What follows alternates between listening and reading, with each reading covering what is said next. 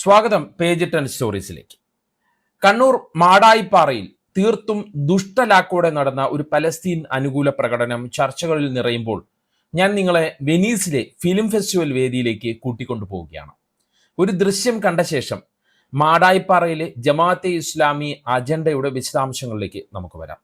വെനീസിലെ ഏറ്റവും മികച്ച സംവിധായകയ്ക്കുള്ള പുരസ്കാരം ഏറ്റുവാങ്ങിയ ശേഷം അനുപർണ റോയ് എന്ന 31കാരി പറഞ്ഞ വാക്കുകൾ ആ വേദിയെ ആകെ വികാര നിർഭരമാക്കി. അവർ സംസാരിച്ചത് പലസ്തീനിലെ കുഞ്ഞുങ്ങൾക്ക് വേണ്ടിയായിരുന്നു. ബാല്യത്തിലെ അസ്തമിച്ചു പോകുന്ന കുഞ്ഞു ജീവനുകളെ കുറിച്ചായിരുന്നു. Every child deserves peace, freedom, liberation, and Palestine is no exception.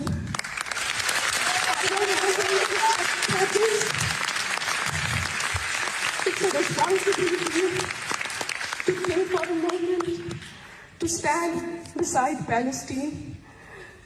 I might upset my country, but it doesn't matter to me anymore.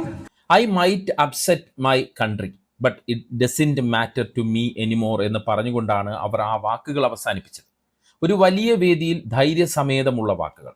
ഇങ്ങനെ ലോകത്തിന്റെ പലയിടങ്ങളിൽ പലസ്തീൻ അനുകൂല റാലികളും മുദ്രാവാക്യങ്ങളും ഉയരുന്നുണ്ട്. അവിടുത്തെ ജനതയോർത്ത്, കുഞ്ഞുങ്ങളെ ഓർത്ത് ഒരുപാട് മനുഷ്യർ കണ്ണീർ വാർക്കുന്നുമുണ്ട്. പക്ഷെ അവരാരും സമാധാനത്തോടെ പോകുന്ന ഒരു സമൂഹത്തിൽ പ്രശ്നങ്ങൾ ഉണ്ടാക്കുന്ന രീതിയിലല്ല പലസ്തീൻ അനുകൂല പ്രകടനം നടത്തുന്നത്. അതുകൊണ്ട് തന്നെ കണ്ണൂരിലെ മാടായിപ്പാറയിൽ ജമാഅത്തെ ഇസ്ലാമിയുടെ വനിതാ സംഘടന നടത്തിയ പലസ്തീൻ അനുകൂല പ്രകടനത്തിന്റെ ഉദ്ദേശ ലക്ഷ്യങ്ങളിൽ അടിമുടി ദുരൂഹതയാണ്. അതിന് നിരവധി കാരണങ്ങളുണ്ട്. അവ പരിശോധിക്കാനാണ് ഈ വീഡിയോ. എന്താണ് മാടായിപ്പാറയിൽ നടന്നതെന്ന് വളരെ ചുരുങ്ങിയ വാക്കുകളിൽ പരിശോധിക്കാം. കണ്ണൂർ മാടായിപ്പാറയിലെ ക്ഷേത്രഭൂമിയിൽ തിരുവോണ ദിവസം ജമാഅത്തെ ഇസ്ലാമി വനിതാ സംഘടന പലസ്തീൻ അനുകൂല പ്രകടനം നടത്തുന്നു. ആ ദിവസം നബിദിനം കൂടിയായിരുന്നു എന്നത് മറക്കുന്നില്ല. പക്ഷെ നബിദിനം ആഘോഷിക്കുന്ന വിഭാഗമല്ല മൗദൂദി സംഘം എന്നതും നിങ്ങൾ ഓർക്കണം. എന്തായാലും സമൂഹത്തിൽ വിഭജനം ഉണ്ടാകാൻ ഒരു വിഷയം കിട്ടിയ സന്തോഷത്തിൽ BJP-ക്കാരും സംഘപരിവാറും ഈ വിഷയം ഏറ്റെടുക്കുന്നു. BJP അവിടേക്ക് മാർച്ച് നടത്തുന്നു.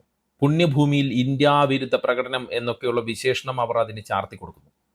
കേരളം അൽ കേരളയായി എന്നൊക്കെ സംഘപരിവാർ അനുകൂല ഫേസ്ബുക്ക് പേജുകളും എക്സ് ഹാൻഡിലുകളും എഴുതിവിടുന്നു. ദേശീയ തലത്തിൽ തന്നെ ട്വീറ്റുകൾ വരുന്നു. ഇടതുപക്ഷ സോഷ്യൽ മീഡിയ ഹാൻഡിലുകളും സമൂഹത്തിൽ പ്രശ്നങ്ങൾ ഉണ്ടാകരുത് എന്ന് ആഗ്രഹിക്കുന്ന നാനാ മതസ്ഥരും ജമാഅത്തെ ഇസ്ലാമിയുടെ നീക്കത്തിനെതിരെ വിമർശനം ഉന്നയിക്കുന്നു. അനുമതിയില്ലാത്ത പ്രകടനത്തിന് പോലീസ് കേസെടുക്കുന്നു. പോലീസ് കേസ് വന്നതോടെ ജമാഅത്തെ ഇസ്ലാമിയുടെ ചാനൽ സടകുടഞ്ഞ് എഴുന്നേൽക്കുന്നു. അവരുടെ അജണ്ട അനുസരിച്ച് വിഷയം കിട്ടിയ സന്തോഷമാണ്. ക്ഷേത്രഭൂമിയിൽ പ്രകടനം നടത്തിയതിന് കുഴപ്പമില്ല, അനുമതിയില്ലാതെ പ്രകടനം നടത്തിയതിന് കുഴപ്പമില്ല, അതിനെതിരെ BJP തിരിച്ചു പ്രകടനം നടത്തിയതിന് കുഴപ്പമില്ല. പിന്നെ എന്താണ് കുഴപ്പം? പോലീസ് കേസെടുത്തതാണ് കുഴപ്പം. CPM സഹയാത്രികർ വിമർശിച്ചതാണ് കുഴപ്പം. അതായത് പഴി മുഴുവൻ സർക്കാരിനും ഇടതുപക്ഷക്കാർക്കും. പോലീസ് കേസ് പിണറായി വിജയന്റെ സംഘപരിവാർ അജണ്ടയാണ് പോലും. ജമാഅത്തെ ഇസ്ലാമി ചാനലിൽ ഇരുന്നുകൊണ്ട് മാനേജിംഗ് എഡിറ്റർ ദാവൂദ് നൽകുന്ന വിശദീകരണം ഒന്ന് കേൾക്കേണ്ടതാണ്. അടിമുടി തെറ്റിദ്ധാരണ നിറയ്ക്കുന്നതും വിഷം വമ്മിപ്പിക്കുന്നതുമായിട്ടുള്ള ഒരു വിശദീകരണമാണത്. കേരള പോലീസിന്റെ സംഘപരിവാർ സമീപനങ്ങളെ ന്യായീകരിക്കാനുള്ള തിടുക്കത്തിൽ ഇടതുപക്ഷ ബുദ്ധിജീവികൾ കണ്ണൂരിലെ മാടായിപ്പാറയെ ഒറ്റയടിക്ക് ക്ഷേത്രഭൂമിയാക്കി കളഞ്ഞു എന്നാണ് ദാവൂദ് പറയുന്നത്. ക്ഷേത്രഭൂമിയിൽ മുസ്ലിം തീവ്രവാദികൾ പ്രകടനം നടത്തിയെന്നൊരു ദേശീയ ക്യാമ്പയിന് സാധ്യത അവർ തുറന്നുകൊടുത്തു പോലും. ആളുകൾ കാറ്റുകൊള്ളാൻ പോയിരിക്കുന്ന ഒരു സ്ഥലത്തെ ക്ഷേത്രഭൂമിയാക്കിയ CPM കർസേവയാണ് നടത്തിയതെന്നും ദാവൂദ് പറയുന്നു. കർസേവ എന്ന് പ്രയോഗിച്ചുകൊണ്ട് ഈ സംഭവത്തെ ബാബറി മസ്ജിദ് പൊളിച്ചതുമായി ബന്ധപ്പെട്ട് കൂട്ടിവായിക്കുകയാണ് ജമാഅത്തെ ഇസ്ലാമി ബുദ്ധി കേന്ദ്രങ്ങളിൽ ഒരാളായ ദാവൂദ്. ഇത് മലബാർ ദേവസ്വം ബോർഡിന്റെ ഉടമസ്ഥതയിലുള്ള ഭൂമിയാണെന്നും ഹൈക്കോടതി ഉത്തരവ് പ്രകാരം പരിസ്ഥിതി പ്രാധാന്യമുള്ള പ്രദേശമായി പ്രഖ്യാപിച്ചതാണെന്നും ദാവൂദിന് അറിയാത്തത് കൊണ്ടല്ല, വെറുതെ ആളുകൾ കാറ്റുകൊള്ളാൻ വന്നിരിക്കുന്നത് പോലെ അല്ല ആളുകൂടി ഒരു പ്രകടനം നടത്തുന്നത് എന്നതും ദാവൂദിന് അറിയാത്തതല്ല. അതിൻ്റെ ഗൗരവാവസ്ഥയും ജമാഅത്തെ ഇസ്ലാമിയുടെ ബുദ്ധി കേന്ദ്രത്തിന് നന്നായി അറിയാം. പോലീസ് കേസെടുക്കുമ്പോൾ അതിനെ രാജ്യത്തിലെ തന്നെ ഏറ്റവും വൈകാരിക പ്രശ്നവുമായി കൂട്ടിക്കുഴയ്ക്കുക, കേരളത്തിലെ ഇടതുപക്ഷക്കാർ പ്രത്യേകിച്ച് CPMകാർ നടത്തിയ കർസേവ എന്നൊക്കെ പറയുക. അജണ്ട വ്യക്തമാണ്, അന്തർനാടകവും വ്യക്തമാണ്.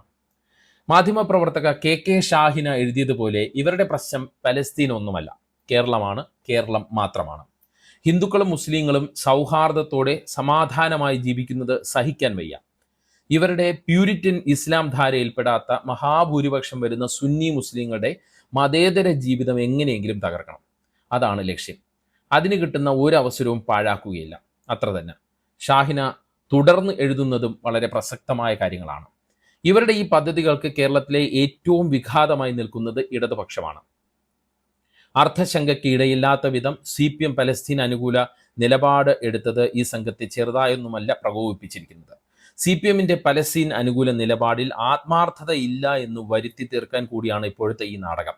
കണ്ടില്ലേ, പലസ്തീൻ അനുകൂല പ്രകടനം നടത്തി ഞങ്ങൾക്കെതിരെ കേസെടുത്തു എന്ന് നിലവിളിക്കാൻ മനഃപൂർവ്വം ഉണ്ടാക്കുന്ന പ്രകോപനങ്ങളാണ് ഇതെല്ലാം. മുൻകൂട്ടി അനുവാദം വാങ്ങാതെ പ്രകടനം നടത്തിയാൽ പോലീസ് കേസെടുക്കും.